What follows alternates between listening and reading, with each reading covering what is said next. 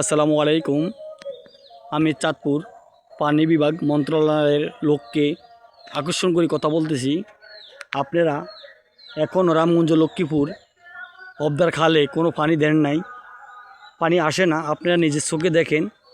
আর এই ভিডিওটা যারা দেখবেন বেশি বেশি শেয়ার করে দিবেন। আমি হয়তোবা এক জায়গায় দাঁড়িয়ে এই ভিডিওটা করতেছি, আপনারা দেখেন ওই দিক দিয়ে কচুরি পানা ভরা।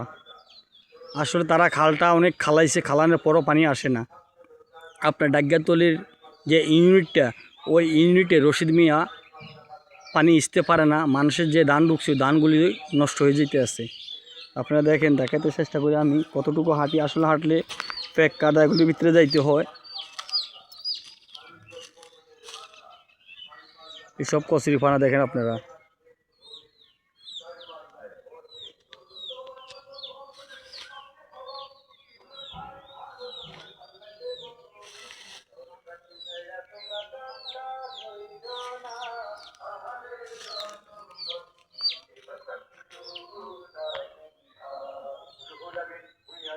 দেখেন, আমি জুম করে দেখাইতে আছি অনেক দূরেও কোনো পানি নেই। এই হলো অবস্থা খালের। আসলে যদি কৃষক একবার খেপে যায় তাহলে চাঁদপুরে যে আপনাদের অফিস, আপনারা অফিসটা রক্ষা করতে পারবেন না। তো অতএব দয়া করে আপনারা খালগুলি পরিদর্শন করবেন। পরিদর্শনের পরে আপনারা খালে পানি দেওয়ার চেষ্টা করবেন।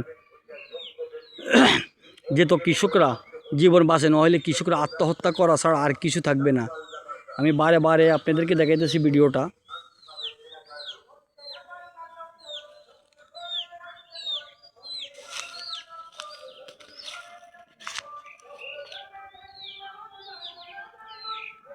আমি এখন আছি আসলে নুসলাম চৌকিদারের ঘরের কিনারে। ওইদিকে দেখেন সম্পূর্ণ কচুরি পানা, কোনো পানি নেই, সম্পূর্ণ কচুরি পানা। আপনার ক্লিন করার পরেও পানি আসে না।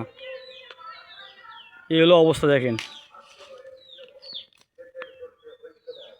আপনাদেরকে আর কি বলবো, তো আপনাদেরকে আমি ভিডিওটা যতটুকু পারি দেখানোর চেষ্টা করছি।